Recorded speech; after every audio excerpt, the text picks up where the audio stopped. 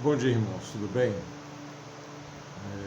Quero começar hoje agradecendo a Deus, porque nos dá mais uma oportunidade, mais um dia de estarmos na presença dEle, buscando, orando e falando, né, a respeito da sua vontade, a respeito das Escrituras. Mas antes de nós começarmos qualquer coisa, nós queremos pedir que você, agora mesmo, vá lá, curta esse vídeo e, se ainda não se inscreveu, se inscreva.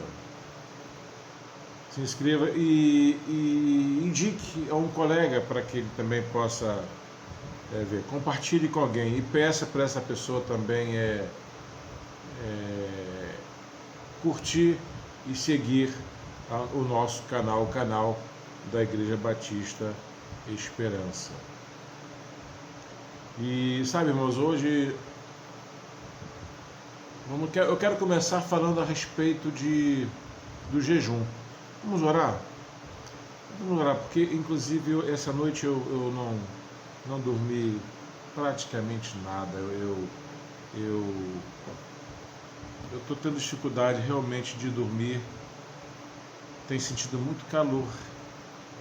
E também a questão de algumas preocupações da nossa igreja estar fechada. A questão das contribuições, né? Porque temos algumas coisas a serem pagas e eu quero continuar lembrando o que a irmã Rose falou, tá bom? Vamos orar? Senhor Deus e Pai, em nome de Jesus Cristo, nós queremos te agradecer por tudo que tem feito em nossas vidas. Te agradecer pela noite, ó Deus, daqueles que tiveram uma noite tranquila de sono, ou então aqueles que tiveram a noite, ó Deus, tempo para orar, para conversar contigo, assim como eu tive. E recebe, Senhor, o jejum feito por cada um no Brasil. Abençoe nosso presidente, Deus. Abençoe essa pátria amada, essa pátria varonil. Ó Deus, que o povo entenda a grandiosidade que é Jesus Cristo e como é importante, ó Pai, Ele estar presente na vida de cada um. Abençoe nossos familiares, abençoe nossas igrejas, ó Deus, de forma geral.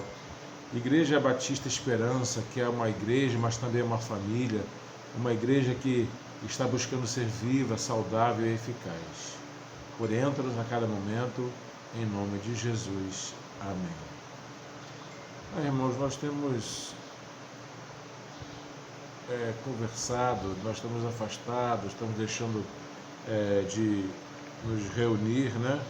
E isso é uma coisa, no meu ponto de vista, bem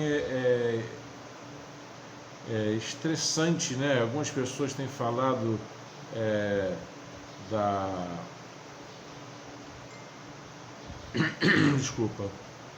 da saudade que tem tido da igreja, de não poder estar conosco na igreja. A irmã Isabel mesmo, nós estivemos lá entregando o álcool gel a ela, entregando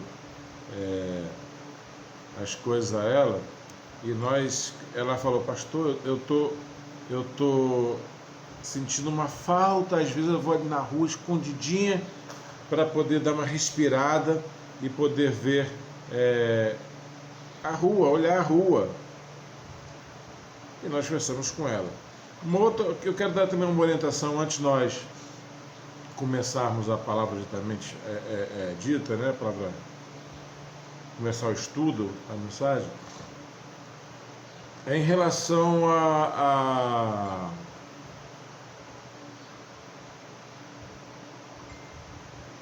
ao álcool gel. Preste bem atenção, esse álcool gel foi uma coisa dada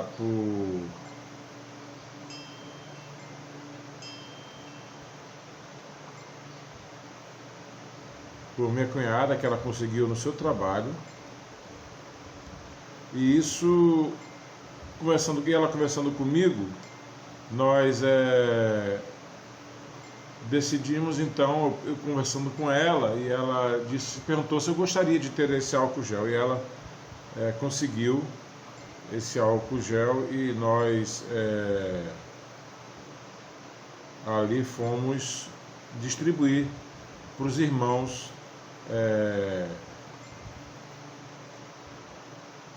o álcool gel que Deus nos abençoou, né, de forma tão maravilhosa, esse álcool gel. Quando vocês forem usar, não mexam nada que contenha fogo, nada perto de fogo. Se tiver com o fogão aceso, não vai mexer na panela, porque você corre seriamente o risco de se queimar. Então, evite, tá certo? Então vamos lá, gente. Eu quero, antes de começar falar sobre salvação, ir ali para o estudo sobre o que a Bíblia diz sobre o jejum, né? O que a Bíblia tem dito sobre isso, o que nós podemos entender sobre isso. Na Bíblia, o jejum não aparece como um mandamento, mas é um assunto como prática normal do cristão. Deve ser voltado para Deus, não para reconhecimento de outros. O que é jejum? Jejum não é não comer ou não beber no período de tempo. Não é deixar melhor de comer, somente isso. Não é somente deixar de comer ou beber durante o período de tempo. Também pode ser acompanhado por outros atos de renúncia, abstinência de relações sexuais. O Jesus aparece na Bíblia como em coisas boas, ligadas sempre à oração. O cristão deve jejuar, sim, se sentir que é de Deus. Não tem de ser um jejum muito longo, nem uma prática regular. Isso não deve ser uma coisa que acontece sempre. O importante é a direção de Deus e aproveitar o tempo para orar. Você deve jejuar só deve jejuar só por se sentir, não deve jejuar por se sentir pressionado ou por parecer religioso. Deus não quer isso. O jejum deve ser uma coisa privada. Só conte se for preciso, como diz lá em Mateus 6, 16, 18. Vamos lá, abre aí, Mateus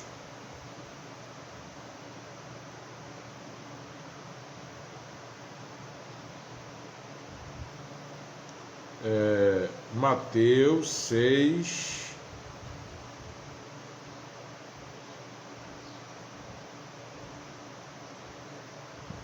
Mateus 6, do 16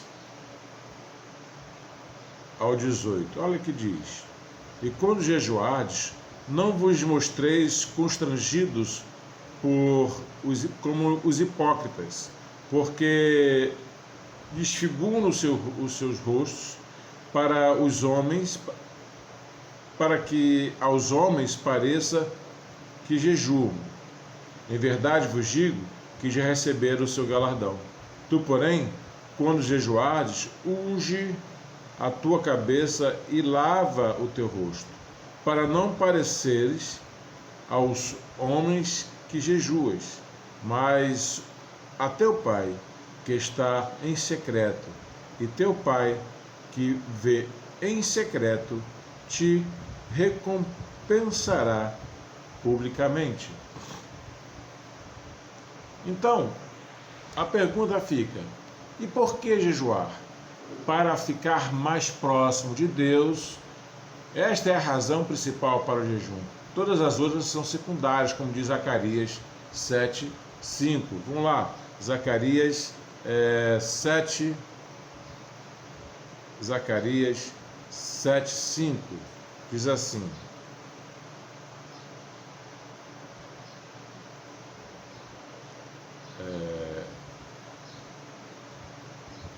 Zacarias. Eu estou um pouco lento, viu, irmãos, porque eu estava assim, necessitando dormir e não consegui. Zacarias 7, 5. Fala a todo o povo desta terra e aos sacerdotes, dizendo: quando jejuardes e planteaste no 5º e no 7º mês, durante este 70 anos, porventura foi mesmo para mim que jejuaste? Jejuar é uma forma de adorar a Deus e de escutar melhor a sua palavra. Para se controlar, desfrutar da comida é bom para ser dominado pela presença do Senhor. Jejuar ajuda a pôr o corpo debaixo da autoridade de Deus, para libertação e milagre. Jejuar e orar ajuda a vencer batalhas espirituais, porque estamos mais ligados espiritualmente a Deus nessa altura. Por exemplo, Esther, antes de falar com o rei para resolver um problema que parecia impossível, convocou um jejum de 3 dias, como diz lá no livro de Esther, capítulo 4, versículo 15 a 17. Para obter resposta, como diz em Atos do Apocalipse 12, de 2 a 3, Deus falou com as pessoas enquanto jejuavam. Quando jejuamos e oramos, Deus pode revelar-nos coisas úteis e importantes. Para mostrar tristeza e arrependimento, quando o povo de Nínive ouviu a profeta Jonas e se arrependeu, foi proclamado um jejum para pedir perdão a Deus e consertar as coisas. Como fazer o jejum de Daniel? Como jejuar? A Bíblia dá um exemplo de 3 tipos de jejum. Jejum normal. São 3 tipos, tá? Que você precisa entender. Como são esses 3 tipos de jejum? Jejum normal, não comer nada e só beber água. Este é o tipo de jejum mais normal que Jesus fez no deserto, Mateus 4, de 1 a 2. Só diz que não comeu e que teve fome e que não teve sede. Jejum total. Este que é mais radical, que só aconteceu em situações extremas, como o caso de Esther, e nunca por mais de 3 dias. Jejum parcial. Durante 3 semanas, Daniel não tomou vinho, carne ou coisas saborosas, como diz em Daniel 10, do 2 a 3. É o mais recomendado para pessoas com algum impedimento para fazer um jejum normal, como trabalho muito pesado, como um problema de saúde, você que tem diabetes, problema de pressão. Então deve evitar esse radical ou normal, vai para o parcial. Veja também quantos tipos de jejum existem na Bíblia. As recomendações. Se você não está acostumado a jejuar, comece com um jejum pequeno, meio-dia. Vá aumentando o tempo de pouco a pouco e de acordo com o que sentir que é a vontade de Deus. Se você pode aproveitar o tempo de refeições para orar, para diminuir efeitos negativos, alguns dias antes do jejum, pare de beber café ou chá. Não coma antes de começar o jejum. Beba água com frequência. Se você se sentir um pouco tonto ao fazer o movimento, mexa-se mais devagar. Não quebre o jejum com comida muito pesada ou gordurosa. Se você sentir que deve parar, então pare.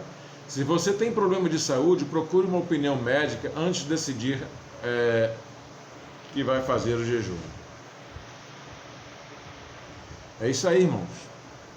É uma rápida explicação. Isso eu fiz ainda há pouco, pesquisei na realidade isso ainda há pouco, um texto já pronto, e achei esse texto excelente.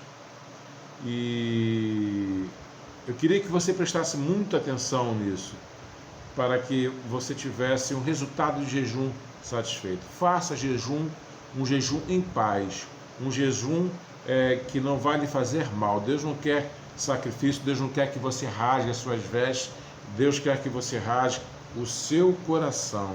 Ele está à procura de verdadeiros adoradores, que o adorem em espírito e em verdade, não aqueles adoradores que o adoram para que as pessoas vejam.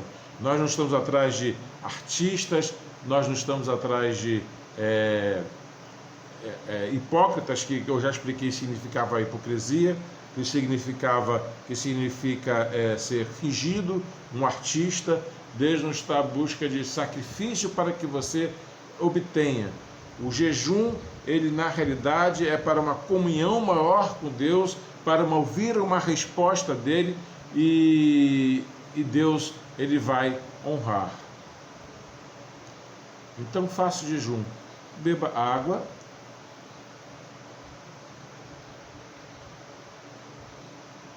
e ore pela nossa pátria, tá? Vamos agora ali para o texto de Efésios 2, 8.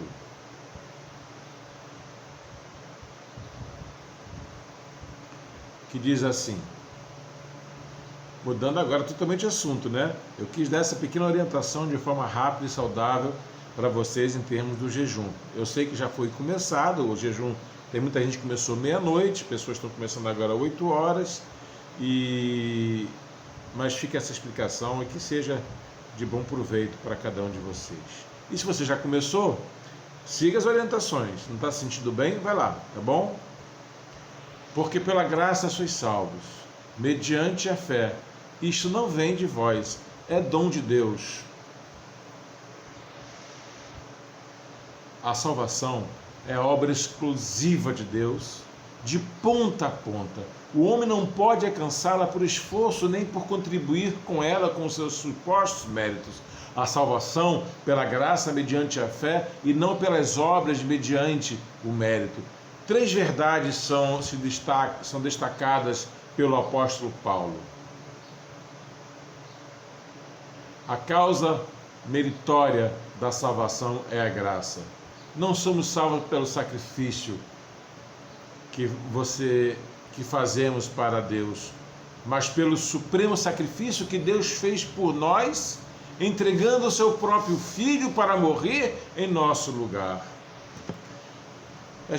Às vezes eu fico observando, eu já preguei sobre isso, já falei isso na igreja também, sobre a questão de sacrifícios que pessoas fazem para obter uma graça, para obter a salvação.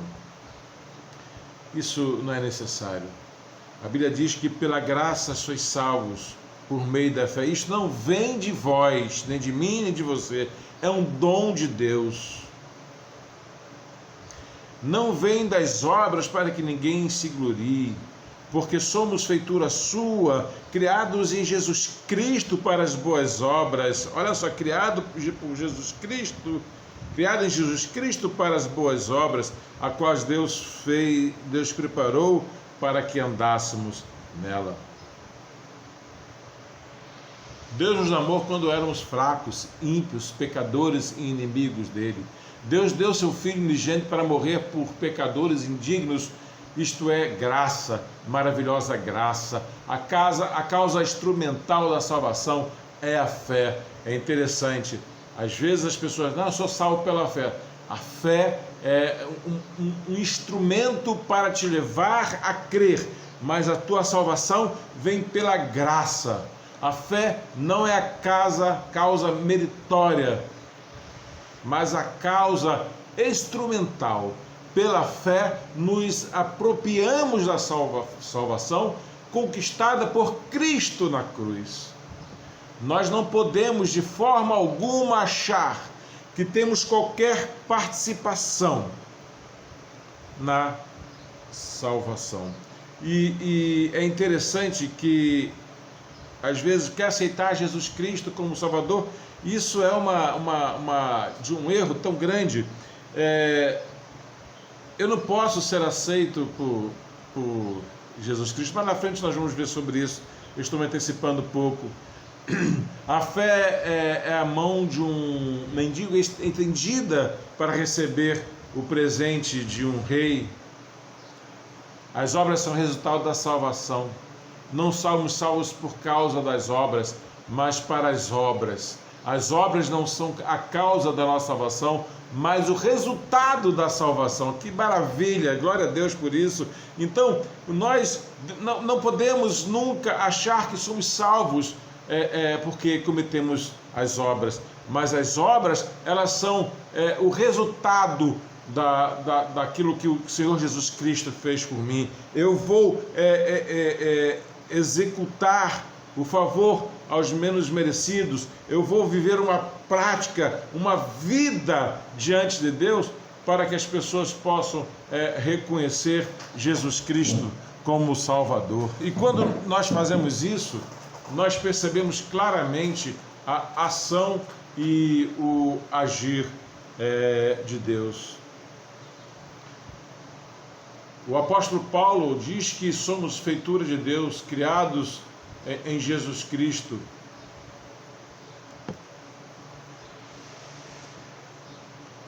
Para as boas obras, as quais Deus preparou de antemão para que andássemos nela. Efésios 2, 10.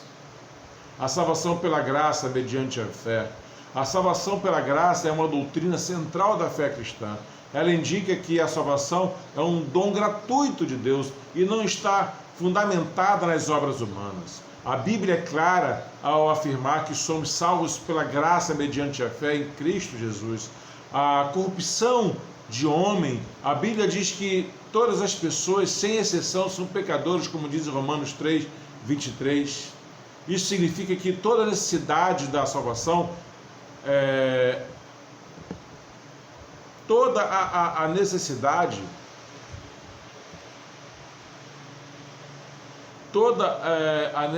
isso significa que todas as necessitam da salvação. Ninguém é capaz de se justificar diante de Deus pelos seus próprios méritos. O problema é que o pecado corrompeu a natureza humana de uma forma devastadora. Deus criou o homem bom, íntegro, dotado de responsabilidades moral e livre escolha.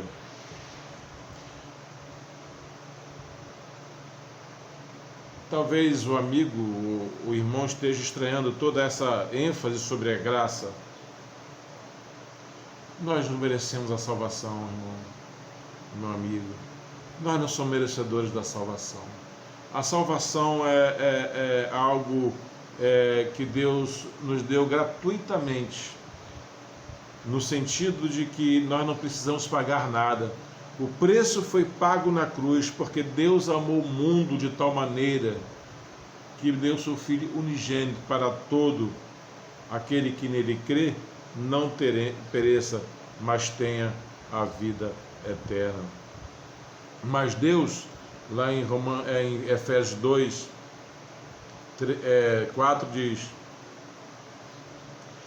mas Deus, que é riquíssimo em misericórdia, pelo seu muito amor com que nos amou, estando nós ainda mortos em nossas ofensas, nos vivificou juntamente com Cristo, pela graça sois salvos. E nos ressuscitou juntamente com Ele e nos fez assentar nos lugares celestiais em Cristo Jesus. Como Deus é bom, como Deus é maravilhoso.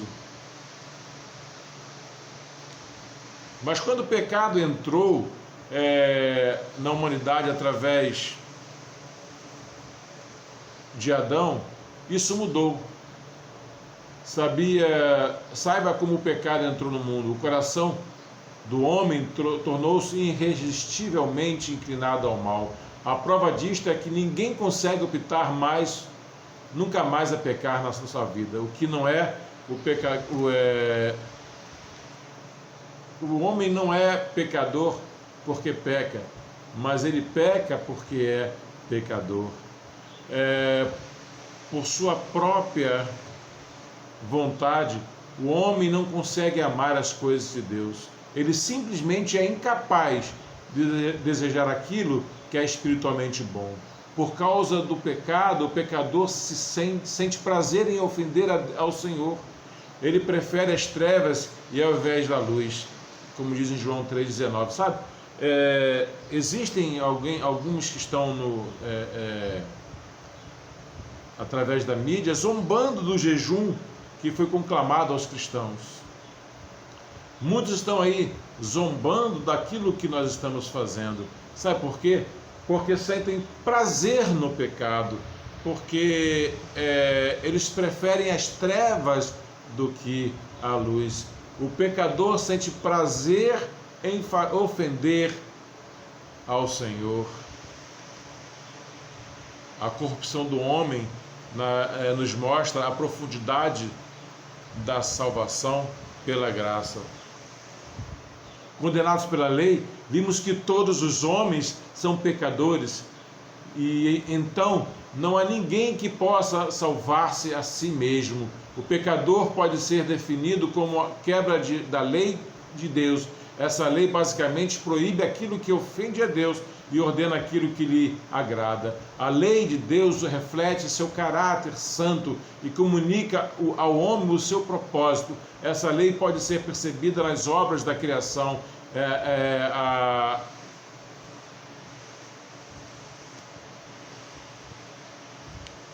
Está impressa na consciência de cada pessoa e se revela de forma especial nas Escrituras.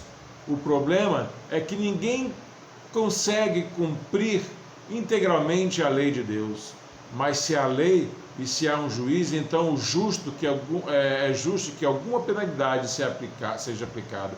É por isso que o apóstolo Paulo escreve que a lei traz o conhecimento do pecado, Romanos 3,20. Isso significa que a lei faz a brilhar a justiça de Deus e contrasta com a nossa própria pecaminosidade. Algumas pessoas dizem que Deus é injusto ao castigar o homem, mas é exatamente o contrário. Deus seria injusto se não castigasse aqueles que quebram a sua lei. Se o homem é condenado ao inferno, a culpa é inteiramente sua. A graça que salva condenados, a Bíblia indica que a lei não pode servir como instrumento de salvação, visto que ninguém é capaz de cumpri-la. Ninguém consegue viver de acordo com o padrão que Deus exige. Como alguém pode ser salvo? A resposta para esta pergunta é a salvação pela graça mediante a fé. Deus enviou seu Filho unigênito ao mundo a fim de salvar o homem que quebrou sua lei. Diferentemente de Adão, em Cristo não se achou pecado. Jesus fez certo o que Adão fez errado. Ele obedeceu onde Adão desobedeceu. Ele resistiu onde Adão cedeu. A ele venceu onde o Adão foi derrotado. Ele foi o único capaz de cumprir plenamente a lei de Deus. Não houve qualquer aspecto da lei que Cristo deixou de cumprir, seja ela moral, civil ou cerimonial. Com isso, ele quebrou sobre si a maldição da lei.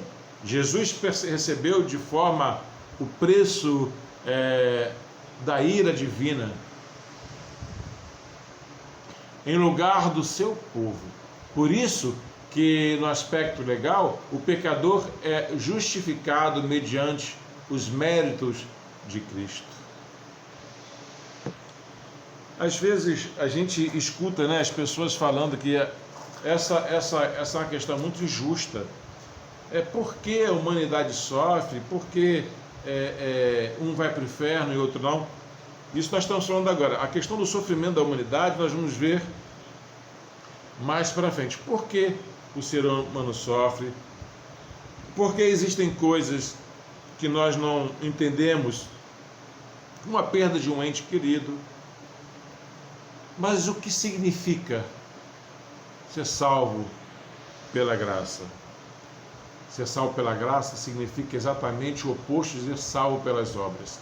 A salvação pela graça indica que o fundamento de nossa salvação está em Deus e não em nós. Sem Cristo, o homem espiritualmente é espiritualmente morto. Ele não está doente, precisando de tratamento, ele está completamente morto. E apenas Deus pode ressuscitar. Em Efésios 2, ele fala sobre tudo isso.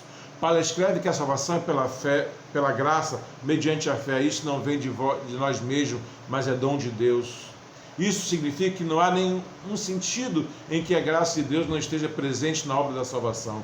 Aqui não há espaço para os méritos e esforços humanos, por isso ninguém tem direito de se glorificar, de se gloriar, como eu li em Efésios 2, a 10.